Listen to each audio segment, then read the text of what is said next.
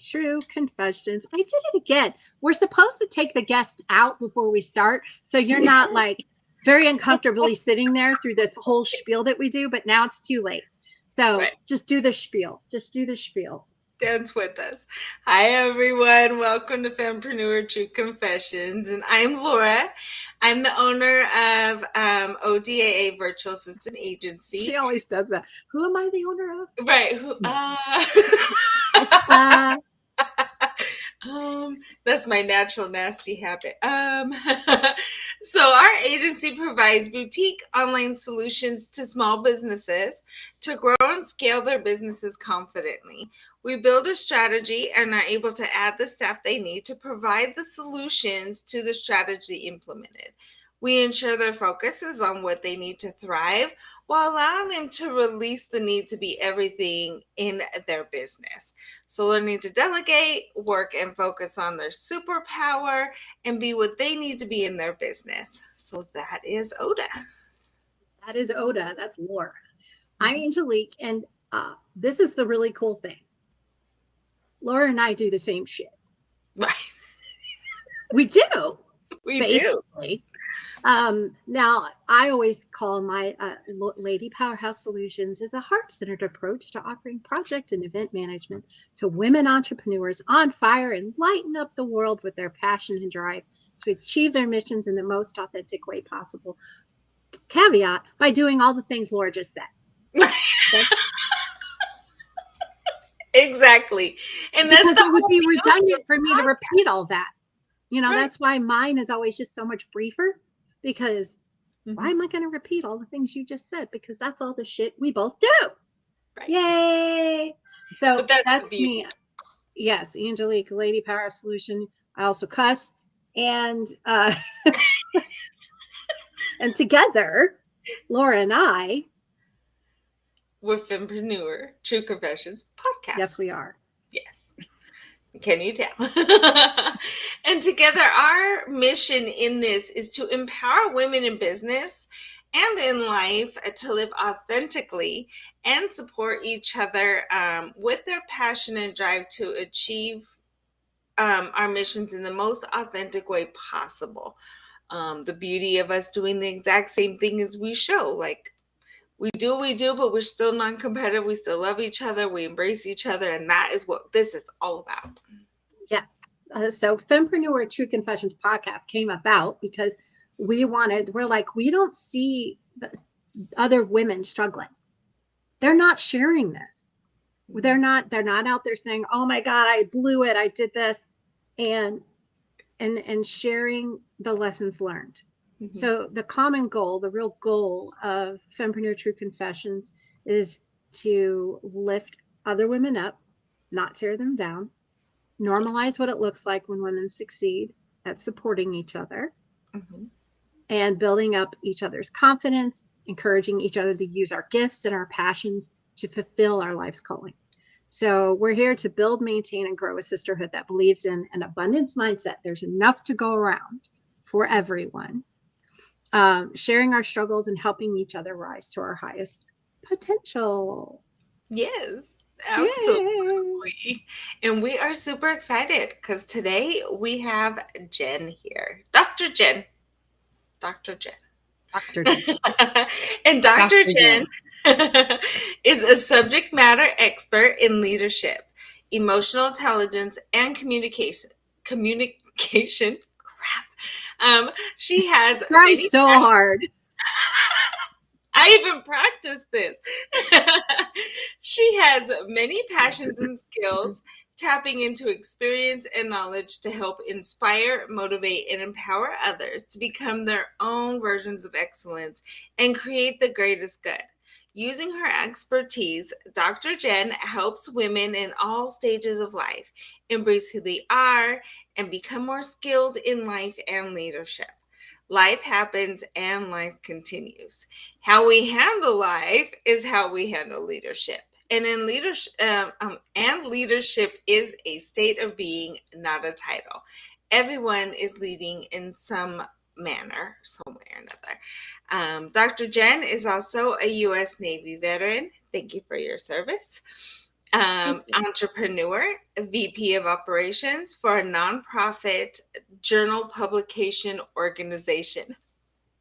She is a Doctor of Management and Organizational Leadership, has a Master of Business Administration, is a certified NLP Master Coach and Trainer, and holds many other leadership certifications. Woo, I got it. You got it Nice, all man. in. That's awesome. Welcome, Jen, Dr. Jen. Thank you. Thank you for the introduction. Also And I known probably could have shortened that for you because the journal publication has kind of ended. So I'm no longer the VP of that. Okay. Lovely. That's okay. That's change, right? Yeah. Instead of that, I'm now a singer in a band. So, I mean, swap one for the other, right? Cool. Love. I know. We're going to talk about that later. We're going to talk about that later. So I do see one person watching live, whoever you are, people. Drop us a comment. Please let us know that you're there. Let us know if you have any questions for Dr. Jen or myself, or what's your name again? Laura. You guys, like, it's I'm just being real here. Sometimes the stuff doesn't come up when I call it from my brain in time for my mouth to say it. Okay. So yeah, if you're watching live, drop us a comment, say hello. So I know that we talked about what we were going to talk about before we, right? But now I'm going to throw you a little, what do you call that? Curveball. See, it's a little delayed, but it's there. So what was it? A master NLP coach? NLP master coach and trainer. Okay. So Neuro-linguistic programming. Thank you. I know there's going to be a lot of people out there is like, NLP, what's that? So talk to us and tell us a little bit about what that is. Well, it depends on what country you're in, because over in Europe, this is common knowledge and common practice. Here in the United States, it's unknown because, let's face it, there's no money in a cure. Imagine that. So NLP, neuro-linguistics programming, it is scientifically based in neuroscience. So it is NLP is the connection between the conscious and the subconscious. And it delves into the language that we tell ourselves inside and how we speak to others. So I have the Doctor of Management and Organizational Leadership, and that should have covered everything. And communication was not very well covered. And I had classes on freaking communication, right? Hi, Patricia. And I discovered way more depth in communication going through NLP than I ever could have in my freaking doctorate that I paid way too fucking much for not to contain communication. No bitterness there. Just saying. If you're not going to include something that in depth, maybe cut the price down. Echo, stop. Right. So yeah, it is the study of how we talk to others, how we talk to ourselves, how what we say matters within our bodies. It is, it's being congruent with yourself on a conscious and subconscious level. Wow. Wow. I really like that. Yeah.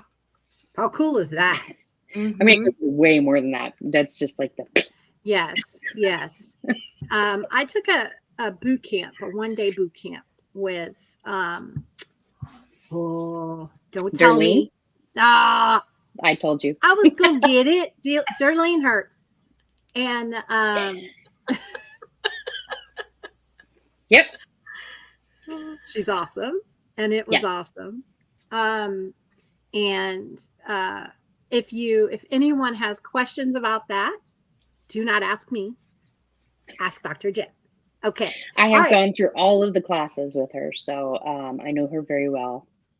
Yeah, she's awesome. Yeah. And you also took those classes with your late husband. I did. You did. And that was one of the things that we were going to touch on today was about the death of your husband and how it helped push you to succeed as an entrepreneur. And it also kind of did some changes with how No, you it saw your fucked my business. world. Okay. Well, I mean, as far as your business, you were saying that it really affected your business. Now, we all know that's going to affect our personal lives, right? But it also affected your business. So let's talk about that. Oh yeah. Okay, well, so yeah, Carl and I went through NLP from beginning to end. We actually went there as a means to help our personal lives because we were not in a good place together. I was stuck in some perimenopause excuses. He was stuck in his traumatic anger past bullshit. Uh, and so we were at a point where it was all butting heads. So I was told about this and we went to it and he was like, you know what, we're going to sign up for the whole thing. And I was like, the fuck we are? Yes, we are. Okay, sure. Why not? I never expected it from him in a million years. So we go through all the classes. It changed our relationship. And during all these classes, you're also delving into your trauma and you are basically cleaning it out. Not just your trauma, but maybe generational trauma as well, family generational trauma, all of it. So the deeper you go in the classes, the more you go inside. And the more cleaning and the more experiences you get to do. And it's like an onion, right? The more layers, the more shit you find. So the end of this, like I said, Carl had a lot of trauma in his past. And it took him a lot to finally move past certain hurdles. And I want to say the biggest hurdle was that he was always told he was never good enough. He would never amount to anything. He would never be able to do this, that, blah, blah, blah. Right. So we went and bought 2 cars one day for him to start his own business, to start a car repair and custom shop, right? Something he'd always dreamed about. Nice. He'd never really got to delve into it because, life and making money and, Providing for all your that kind of stuff. family, which is what you're supposed to do. Yeah. And that's how he was raised. You provide for your family, dropped out of high school kind of thing. So we went and bought those 2 cars and it was like a kid in a candy store. He was on cloud 9 and he had said it was the perfect day, which is something that neither of us really say because there is no such thing as perfection. Right. There is indescribable joy, happiness, immense beauty. I don't know, phenomenal. But he had said the perfect day, which blew me away because it was like, holy shit, what the hell? And he died that night. Oh. So, yeah, I mean, the way it all transcended, it was, I think it turned out to be the healing touch he really had to get in order to be able to move forward. And I had later had a dream with him in it where it was my normal bulldog Carl, because he had these elbows and just walked around like that. And that I got to see a transformation from my Carl to the next level Carl. So I'm pretty positive that it was the step he needed to move forward past all the trauma. And yeah, it done fucked me up for a while. Yeah, I bet. I mean, there's still moments, right? Grief is it's not, there's no time limit. There's no set expression. There's no, those steps are bullshit, by the way. There is no stage, whatever they're calling them. There's no stages to go through. I mean, it's like a roller coaster wave. You got all this stuff happening. So, even to this day, I'll do something and it will knock me on my ass because, it brings it all rolling right back. Like that giant freaking waterfall just comes right down on top of me. And he, through his death, unintentionally spurred me upwards. His aunt, bless her, had said that this was the step that I needed now to rise. Wow. Yeah. Yeah, I mean, she said it better than that, but yeah. I wrote it What down do you somewhere. think about that? You think, death, when you have a death and you're sad and it keeps you down or it keeps you back or low, instead of that jump forward, momentum that might come with that, a different, and that's great to hear, and that understanding, because I think some people might be like, well, you got more successful without him. Like, how did you manage to get through this? So they'd have like a negative connotation towards that. But that is really wonderful that through that you were able to step forward and above and ahead instead. Well, if it wasn't for the NLP classes that we had gone through so deeply and heavily, I don't know that I would have been able to process as well as I did or as quickly as I did. And quick is relative, right? I mean, time is a man-made construct, so quick is relative. Some people are like, I was actually, so Carl's second wife actually passed away, and we had gotten together within 9 months, I want to say, from her passing.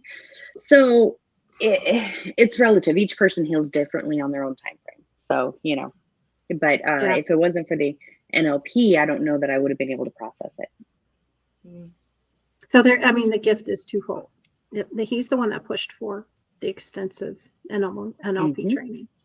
And so how did it affect your self as an entrepreneur? It made me question everything. If I wanted to continue, so I have a content posting platform, right? Right now it's Canva because it's awesome. And I had scheduled posts for so long, and then I was going back in every once in a while and posting, just adding some random shit according to my content calendar. And so this would have been beginning of 22, I think, that it ended. Because for some reason I just kind of trudged through the rest of 21. Not even sure how, really, to be honest. I just kind of went through life, went through the motions. When did he pass? June of 21. Okay. So sometime in the beginning of 22, I just dropped everything, like halted everything, except for one client, because he kept me going. I told him to kick me in the ass when I needed it, and he did. So, so he kept me working throughout the time to give me some things to, let my mind focus on otherwise. But I dropped everything else, and I sat there for the longest time going, is this really what I want to do? Like, I can tell you that I have not been successful in the past on building a good business. Build the basics, and then after that, I'm like, oh, I hate talking to people. I don't, but I do, kind of thing. And when it comes to marketing myself, I hate marketing myself. I hate tooting my own horn. It's not me. Most people do. Yeah. And it's so it gets really hard when I'm really tooting my horn out. I did this, and it's like, so I really had to stop and think, do I want to continue forward? Do I want to get a job? Well, the thing about having a doctorate, you're not a good employee. I ask too many questions. I'm too blunt. I state too many obvious things that are like, especially if I have a doctorate in leadership, for God's sake, I walk into an organization and it's fucked up, I'm going to tell you. Right. Does not make for a good employee. So I spent a lot of time refocusing, rebranding, redirecting, re-looking. Just what direction do I want to go? And I did decide that I do want to stay in this as an entrepreneur I love working for myself. I'm an amazing boss. Same. There you go. You know exactly what Me you too. need. Yeah. I give myself the best fucking hours ever. Right.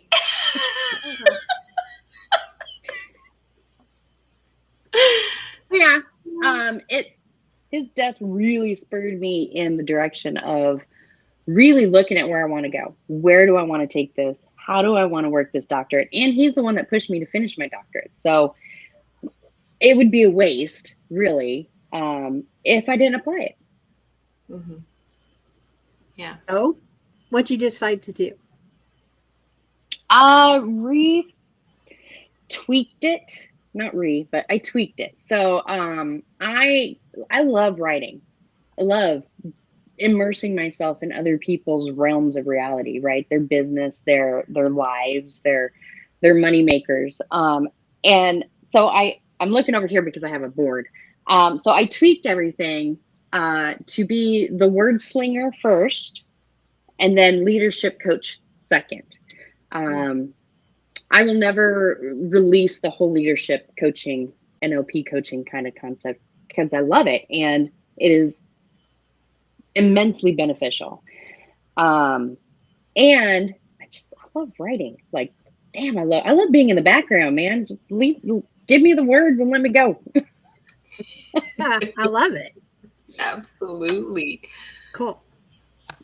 That's awesome. That's awesome. Yeah, that is great. So word slinger first, coaching second. And in the process, you discovered your neurospicy. I love saying neurospicy. Yeah. And you were like, I feel like that's a huge duh. But you also felt like, okay, this is what gives me more power as an entrepreneur and a writer. So talk about how did you figure it out? What was your aha moment? And what does it mean? What does neurospicy mean? Right. So, okay. Neurospicy is being ADHD, autistic, ASD. And I think it's actually not even ADHD now. There's a big controversy because they're redefining it to all ADD. And then you have all ASD, autistic spectrum disorder. Autism spectrum disorder. Spectrum disorder. Okay. So I was informed, let's put it that way, when my oldest daughter was diagnosed with ADHD, that it's kind of genetically passed through the women more so than the men. And my youngest biological child, because I have 4 kids, they're all mine. No one's telling me otherwise. My youngest biological has ASD. So my oldest daughter's therapist was like, well, if you have a couple of spicy kids, you're going to be spicy yourself. Where do you think they get it from? And so I'm like, nah, and I've had a friend telling me for years, Jennifer, I think you're ADHD. I'm not ADHD. What are you talking about?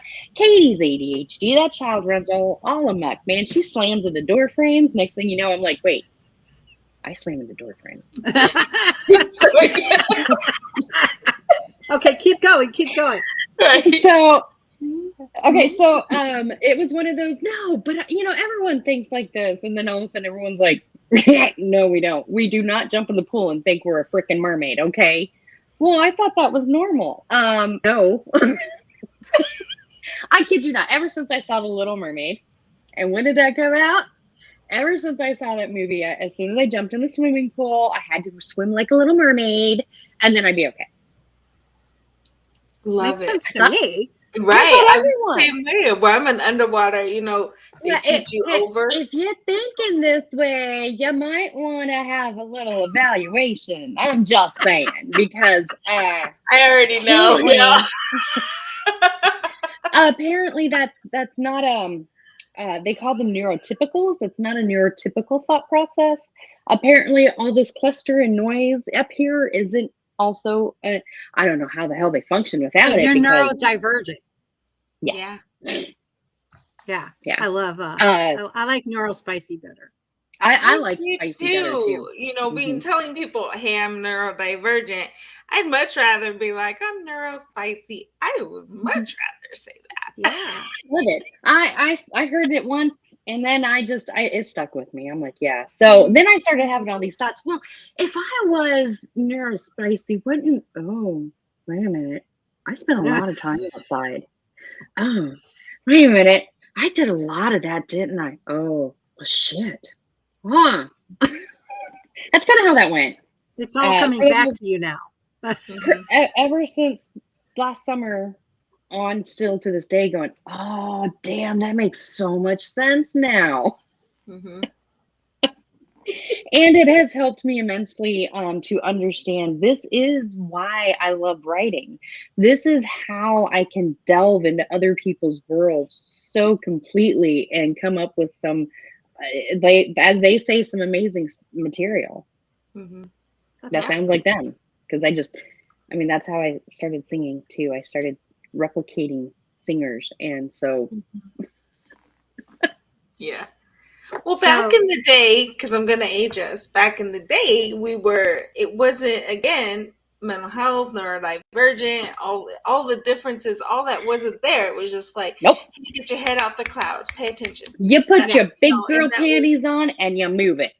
right. Yeah. Exactly. Yeah. So we've learned how to adapt. And now that we're Mhm. hearing like, oh, well, this and this and this and this, they give you this list of shit. And you're like, well, damn, I got 9 out of 10 of that shit. Plus, let's discuss it. And I used to say all the time, all the voices in my head are always going. I've never had a day of peace and quiet. People are like, Mhm. what? And I'm like, no, you say it jokingly, but there's a reality there where I'm like, my mind has never shut off.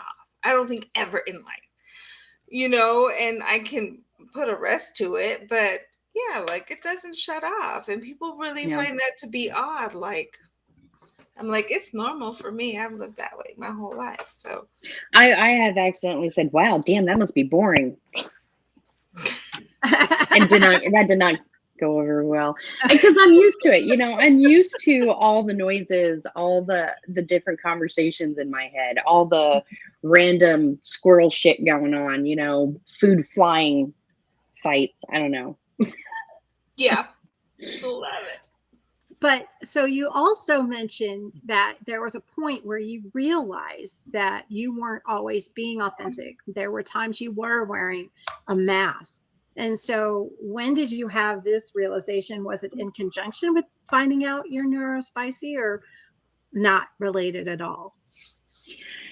I still don't know. I still don't know the genuine answer to that because I do still wear a mask sometimes. Let's face it, apparently I've been doing it my whole damn life and had no freaking idea, right? So it's not something you just up and release all of a sudden. But which apparently is also disassociating, and I don't know, I'm too squirreled to be able to do that very well. Um, so I'm always like there, there, there, there, there. So when I go into job interviews, okay, when I used to go into job interviews, I did wear that professional mask. God, I'm a fucking cusser from hell. And that's not really something they want to hear when you're going Yeah, into a not so job much. interview. I learned that as well. I So did too. Yeah. They also I also learned pretty quickly that they don't like being told what's wrong when you go to an interview. yeah, that Oh, too. well, Or I'm even after interviewing they for hire this. you, they don't Oh, Mm-mm. want to hear yeah. that. Yeah. So I have always been able to make really good friends with the employees. Like, as a manager, I can make really good friends with employees, and I struggle with my relationships with higher ups because they're too fucking tight-lipped. Like, I don't know, their heads are so far up their asses that they can't take time to pull them out and smell something else. Yeah. You know? So, Yes, uh, I know. Yeah. I I yeah. think think Laura that's So, knows too. Yeah. Well, and it's funny because before I did corporate, I worked with teenagers. So I spent from age of 18 to over the age of 30 working with teenagers. And when you work with teenagers, there's no censoring, there's no hand holding. Like they're in the juvenile system. So I wasn't gentle with them. I didn't always censor myself. We were supposed to, but you didn't really get in trouble for it if you didn't. And all that. And then I jumped into corporate where I was like, everything about my personality was completely wrong. And I was like, oh shit, I can't. I spent a lifetime being this person. And then I spent 12 years all of a sudden shifting and adjusting to what I needed to be to make sure my paycheck Wearing was there masks, every week. disassociated. Yes. Yeah, wearing masks. I mean, I have my military mask too, kind of. I don't know. I really disassociated pretty hard in boot camp. So I went through that with flying colors. I didn't have any problems. And I even got yelled at afterwards. We never could get through to you. It kind of zoned you out. Like, Yeah. So and how has this newfound authenticity affected you or the people around you? it's made me more open in public. I should say I'm open.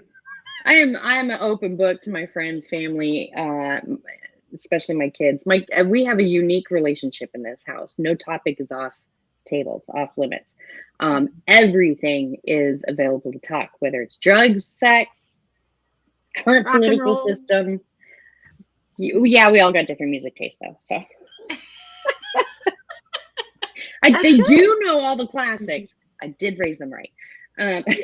But nothing is, we trauma bond in this house a lot. I don't know if you've heard trauma bonding before, but yeah, so nothing is off limits. And so all the friends that come over are always like, oh my God, I can talk about anything. Hey, I got a question about this. I'm like, don't tell your parents I told you because they're going to get mad. So you're the bad aunt? Are you you're the like, God, don't let your kids spend any time with her? Yeah, pretty much. Because in my opinion, these kids, teenagers, okay, when you're a certain age, yeah, you don't need to know some things. And as you get older, if you want to be able to make wise decisions as a teenager, at least somewhat wise decisions, you need to have all the information. So give them the damn information. Informed decisions. Imagine that. Right. Yeah, when it came to sex, I was probably the worst person giving videos of STDs. Yeah, I've done that. Yeah. Oh yeah. There are some graphic images out there, I'm just saying. A whole new world. We're not here to talk about the pregnancy consequence. We're going to talk about these other ones that aren't talked about because you need to know what these are just in case you have an itch that you can't explain. I'm just saying. Yeah. One of my favorite TV Another reason that makes you go, and you never knew that you were neurospicy. Okay. Yeah. But one of my favorite TV commercials was for condoms. And it was this guy in a grocery store with this 2-year-old that is pitching a fit. And it's a foreign commercial. It's in another language, European. He is pitching a fit on the floor, screaming that he wants his yummies, something. Have you seen this? Yeah, I love it. Know. And I mean, he starts throwing food everywhere. And the parent is just like you often are when the kids are out of control and you haven't a clue what to do, is just standing there going, I don't know what the fuck to do. And I think he ends up, leaving with the kid. I don't remember. But the end of the commercial it's for condoms. Yeah. Mm-hmm. It's the best idea. An advocate for condoms. Yeah. Birth control. Perfect. Yeah. Birth control. Yeah, it's some kind of birth control. I don't remember what it was, but yeah. To be protected, basically, was what it was. But yeah, one of my most favorite commercials, and I'm not a lover of commercials, but yeah, we stream moving right along. We get some whacked out commercials. Yeah. And see, this is what neurodivergence going off on the things. This is why we have an outline for our shows, or I will do this. I will do It's this a, the it's entire a typical show. conversation in my house. We start here perfectly innocent. We end up way over there. That's exactly, yes, I love that's it. perfect. This is where I want to end up, though. Mhm. I want to end up to where you are now, which is the singing. So I want to know how and the why of the singing, because this is So, something I did not ever know about you. amazingly, as much as I belt out a song, not a lot of people know this about me. I have been a singer since I was like itty bitty.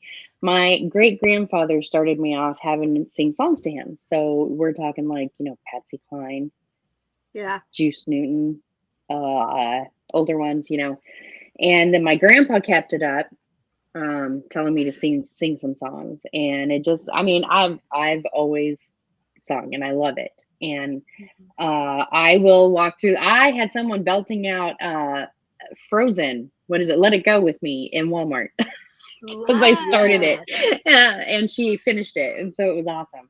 And I am that person. I'll be belting out a song in the middle of the grocery store, walking down the street, you name it. So I got bored sitting at home in my itty bitty town and decided, you know what? The hell with this. I'm going to a goddamn bar, having a freaking drink with people. And so there was open mic night. There's always open mic night somewhere around here. There's always a bar open somewhere around here. A small ass town, we got like 20 bars, I'm telling you. So the bartender was telling the guitarist, hey, you need to get her up there to sing. Because she's heard me sing before. You need to get her up there. And he was like, oh, yeah, well, what do you know? I said, I don't know. What do you know to play? He's like, he starts running through some songs. Like, yeah, I can sing that. And he's like, oh, he goes, what about White Rabbit, Jefferson Airplane? And I said, yeah, I know that song. He was like, you serious? No one knows that song. So he dragged me up there, plied a couple drinks, and had liquid courage every freaking time right now, I'm telling Yes. you. And I sang it, and apparently I blew him away. And he went, you are mine. I was like, excuse me? You're, He was like, you're mine. No one is taking you. I was like, no one's been asking to take me, but okay. So joined a band, and we have our first gig coming up at the beginning of March, our first official gig. That's awesome. What's it called? Nice. The band name is Mark and the Angry Heart. Okay. Love. Can you guess who the Angry Heart is? No. There's a song called Angry Hearts, right? Or a band. I have no I'm idea. Googling that. Okay, keep talking. So yeah, he has been busting my ass to get me to learn songs. And I mean, there are so many damn songs in this brain, so much going on in here that people were like, you need to be able to memorize these songs so you don't have to, look at anything when you're singing. And I'm like, the fuck, how am I gonna do you know how many damn songs are in this head? Yeah. Like, it was easy when you were a kid. It's not that easy now. everything jumbles together. Yeah. And wait, did I sing that verse already?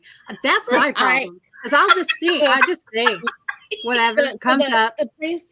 The place that we had the first gig at, I was already feeling pretty toasty. And we got up there to sing, and we finished, and I was like, did I miss the middle of that song? But apparently not. Apparently I did great. Because that's our first gig. So. That's awesome. I love it. I'm Mark glad and that the you Angry found that. Heart. I went back and to there it. is a song called Angry Hearts by Charlie Heat. There you go. See, I knew it. That's another. See, Jen, you and I are so much alike. Like we have such similar. I had no idea that, because I grew up singing for my daddy in the donut shop. He would say, "Sing a song, Angel, sing a song." And so I've just been singing all my life. Now, once I got into middle school and I started working with a vocal coach in junior high, and Mr. Gillespie. Whoa, what a name! And so, but anyway, that is so freaking cool Yeah, I and it's wonder like if merging part of everything I love. Like, I love it all. I'm that was another thing that should have been an indicator that I'm ADHD. That like I said, one of my friends, Rebecca's been telling me for years. And I'm like, no, I am not, because I have so many fucking passions and interests Yeah. and hobbies, like photography, and I buy these kits, Yes. and then I forget about it for a few months. And Mhm. then I'm like, "Oh, you know what? I have this. Should go take some photos." Mhm. But music has always been 100% in my life. 100%. That's ours too. Like I was 4 or 5 singing and was on stage until I was a lot older, and then all of a sudden, just one day, it just hit me like, "Whoop! You're on stage in front of people," and whatever was going on, there was a stop, and I just completely stopped and halted it all. And it was I've done odd. karaoke for I years, still so sing I'm in not the worried about that. car. I still sing, my Hmm. sister sings, my aunt, my cousins, we all sing and play instruments. My granny was a piano teacher. Like it has been innately in us all the way down in generations. And we've all done it. Everybody still sings and they still do this, and it's very interesting because I have found that a lot of people that'll say like I'm ADHD or um I'm autistic or whatever, they're singers, they're musicians, they're, Yeah, very artistic. creatively, they have an outlet. Very, Yep. yeah. Yeah. Yep. There's a woman, her name is Barbara Sher. She passed away, I want to say 2 or 3 years ago. But she's written a series of books, which none of which will come to the forefront of my mind at this time when I need them. Um, I hate that. But anyway, Barbara Sher, but she came up with this concept of being a scanner and what that meant for her definition of a scanner. And I was like, oh my God, that's vague. Oh my God, when I read this. But it was someone who gets really interested in something and like researches it and then learns it and then masters it and then is completely bored Mm-hmm. and wants to move on to the next thing. Mm-hmm. Meanwhile, they've created this new thing, they've mastered it. It's really, you know, in some aspects it's successful. Like for instance, a business, A what? a business. Yeah. So, you know, and then they're like, oh, that's boring. I don't want to do that anymore. I want to go do this other thing. And I was like, oh my God, that is so me. Yeah. Yeah. Because that I would do that. I would do that with not with businesses, but also with just anything in my life that I came across that was interesting. Mm-hmm. Like whether it was Yep. photography or it was singing or it was skincare or cooking. It didn't matter. I would Mm-hmm. just be so focused on that thing, and I would get it just like I would just like master it, Yeah. and or I would just exhaust everyone around me, and then I would be like, okay, I have to move on. These people are going to kill me. That is why most people who are jack of all trades are going to be neurospicy. I can't officially say master of one. And I've always been a jack of all trades because of that. Because you have those interests, you gather all the information, you dive head deep into it, you get it all going, and then you're bored. Another reason why my business has a couple of different avenues to keep me into it. Mm-hmm. Yes, yes, What we got from our family was, um, can't you just figure out what it is you want to do? Because when you have someone like that and you have a yeah, family of people who have been in the same careers your entire 40, yeah. 50, They 60 don't get it. years, and you Mm-mm. can't seem to figure out what it is that works for you, I'm like, yeah, the only reason I think I ever had long careers in one place was because I'm an adult and bills have to be paid, and I had to override my need for all these other things. But had that Or not been the find case, I don't know about you, but Mm-hmm. like I would have a full-time job and I would go to that job every day and that would be mm-hmm. great. And I stayed in a job for like over a decade. Like, Yeah. but what I found was I could move within the healthcare system. It was a big healthcare system. So I could Yeah. do all kinds of different things and still keep the job with the same company. And so that's how I coped with that. But then one of the other things is I always had side hustle going on. Like I always had this thing on the side that I was doing, whether it was a something income producing or not.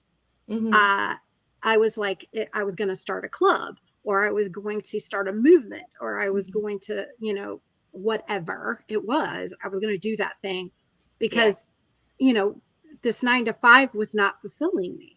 Go Mm-hmm. Oh figure. yeah. Yeah.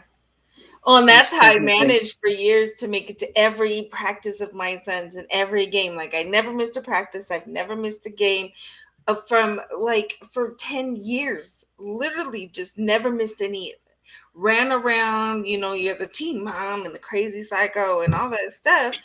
And people are like, are you serious? Like your husband, my husband was the same way too. And whether he was there or not, I was there. Like it just, and he made the same commitments we did. And we coached and we did other things. And that was when my son stopped doing sports, when we moved and he wasn't in sports anymore. And we weren't required to be that committed. I was like, oh my God. I don't have anything to do. Like my brain was going a bit crazy the last couple of years because I'm like, so start a business. Yeah, drive yourself completely insane. Start a Right. business. If you're bored, start a business. Yeah, why That not? makes total sense. Only to a Neurospicy person does that make sense. Okay. Yeah. Okay. That So is I kind of have true. a hard stop in like 2 minutes. So uh, unfortunately, we're going to have to wrap this up. And one of the things, so first of all, Dr. Jen, thank you. All of a sudden, I'm from New York. I don't know what just happened. Yay, Dr. congrats. Jen, Well, thank you for having me. Yeah. This was it's fun. been awesome. Thank you so much. I hope that people will understand that they can reach out to you with any kind of questions about NLP, Neurospicy, where you singing this weekend, any of those questions. And we'll drop all of her contact information and socials and all that in the show notes. But what's your website again? It's the DM The Woman. thedmwoman.com. Okay, so You that's can where you go. also Google the DM woman. Just don't click how to DM a woman. You don't want that one. Oh shit. Now I have to. You know this, right? Now you know I have to. As soon I as have we're found done that here, has been the I best catch. Been the best catch. Google the DM woman. Just don't click how to DM a woman. okay. So one of the thanks Patricia for being with us. Thank you, Patricia. Dr. Jen is going to introduce next week's guest for us. Her name is Diane Bedard, and I'm going to say she's local. She's local to me. She's right here in Florida. I think she might actually be right here in my town. I could be wrong, but I might be right. So Dr. Jen has agreed to introduce her for us. So thank you. So, Diane is a publisher, professional writer, and communicator and connector of people. That sounds fun. She has survived major trauma and self induced calamity. And I understand that one. And gratefully works to enjoy each day and each encounter with joy. She's an introverted extrovert who believes the written that the written word still has value to our culture and that God is in charge. So we can rest after we have done our footwork. She loves people and nature and is in awe of God's creation. She has discovered for her it is easier to create a job than get a job. Amen to Yes. that. Yes. Yeah. Amen, sister. The other thing I forgot is Diane is actually an award-winning writer. She's received several awards for her writing. So I forgot to add that in. And so thank you again, Dr. Jen, for being here. We loved hearing your story. And again, there are these parallels, these synchronicities where, almost every guest has talked about trauma in one way, shape, or form. And the next guest, wait until you hear her story. I'm just saying. I've only heard just a very small piece of it, but I hope you will join us next week because she has a fantastic story. And our ask this week, as it has been for the last several weeks, is please, if you are a subscriber, please share the podcast so we can get some additional subscribers. If you're seeing this for the first time and you haven't subscribed to our YouTube channel or wherever you listen to your podcast, please subscribe. That really helps us out. So again, thank you, Dr. Jen, for being with us today. We hope you all Thanks have for a having me. wonderful, oh, you're very welcome. It's been a pleasure. It's been And wonderful, everybody have a yes. fantastic week. Bye, everyone.